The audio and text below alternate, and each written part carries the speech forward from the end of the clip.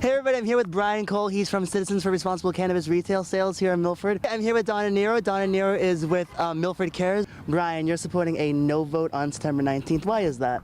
Thank you. The message that we have is very simple, that we want marijuana regulated the way alcohol is currently regulated.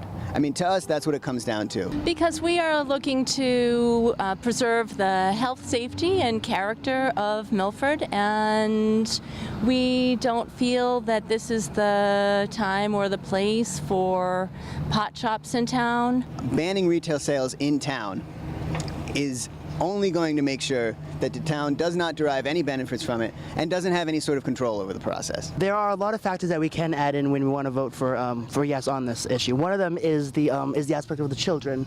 Can you speak as how this could affect the children in town? So unlike some other substances, the real focus for children is on edibles because they're so easily passed around. Mm-hmm. And edibles are marketed in such a way that they look exactly like their regular grocery store counterpart. When you have something like, let's focus on a brownie that contains marijuana, how does one distinguish between a brownie that contains marijuana from a brownie that doesn't contain marijuana? There's no distinguishable characteristic. There are actually strict regulations in the new law that's come out of the State House on this, mandating quality, mandating clear packaging and the potency of it.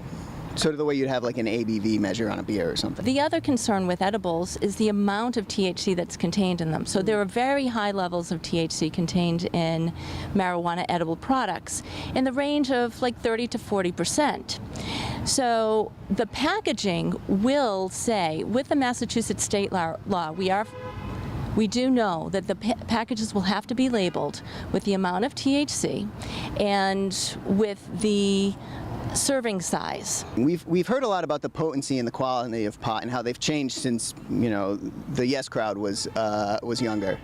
But the fact of the matter is that if we're concerned about quality and control, that's where we want to have legal sellers who have a business incentive, who are incentivized by the free market to provide a high quality product. They have an incentive to not sell to minors. It's just like a bar or a liquor store. If you're a legal cannabis seller, you're going to have the same incentives in place. And so that's why we've actually seen in municipalities and states where marijuana has been legalized for recreational use, you see teen use decrease because the black market is pushed out by the legal sellers and it's harder for teens to get access to it. Teen usage is actually down in Colorado. I haven't seen anything to indicate that, RJ. No, I haven't. As a matter of fact, what I've seen more recently and published, what it's showing is that teen usage of marijuana is actually increasing, and teen usage of alcohol and tobacco has markedly decreased over the past 30 years. So there's a lot of people in town who are saying, why don't you just drive to Worcester if you want it? Why don't you just drive to Boston or outside of Milford? Sure. What is your response to those people? All right. First of all, that's clearly what's going to happen anyways, right?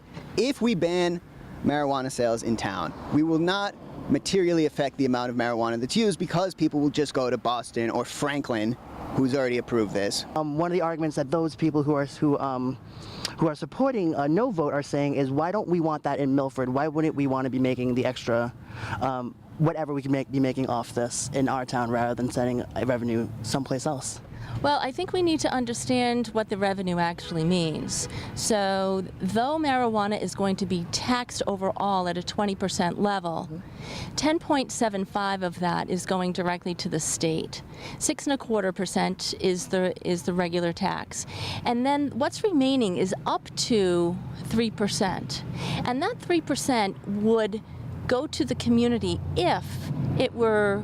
There needs to be a host agreement formed between the owner, the business owner, and the town.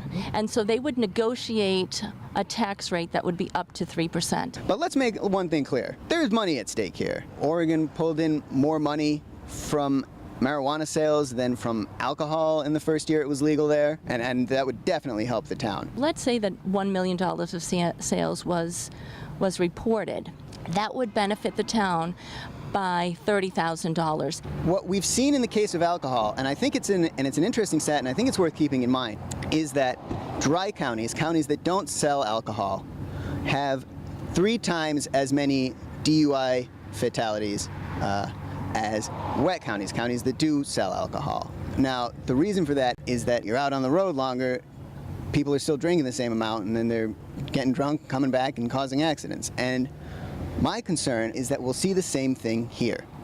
We'll see people making poor decisions to go out to Worcester or Boston or wherever their favorite place is, and coming back and getting in trouble. It's a case where the having that sort of local support it would actually make the community safer. To me, it's a no-brainer, just logically. What changes do you see that Milford could have if we welcome a pot shop to town? Well, RJ, we foresee a lot of changes. One of them being an increased need for resources such as extra police. What do you say to the opponents who are pushing for a no vote, who say, what's the big deal of having one on the edge of town? I say it is a big deal.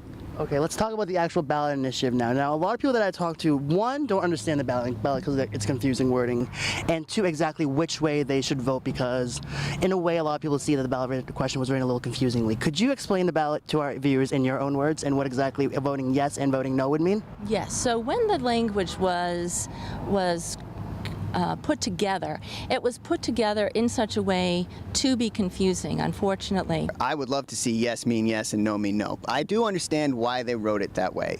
Voting yes means that it will prohibit or stop recreational marijuana shops from opening in Milford. The option is, do we allow the sale of it in town? Do we get any sort of control, any sort of benefit over it, or do we not? Because marijuana is here, frankly, either way. Great. Thank you so much, Donna, for sitting down with us. Thanks This was very great. much, RJ. Of course. Bryan, thank you so much for sitting down with us today. This was great. RJ, good seeing you. Absolutely.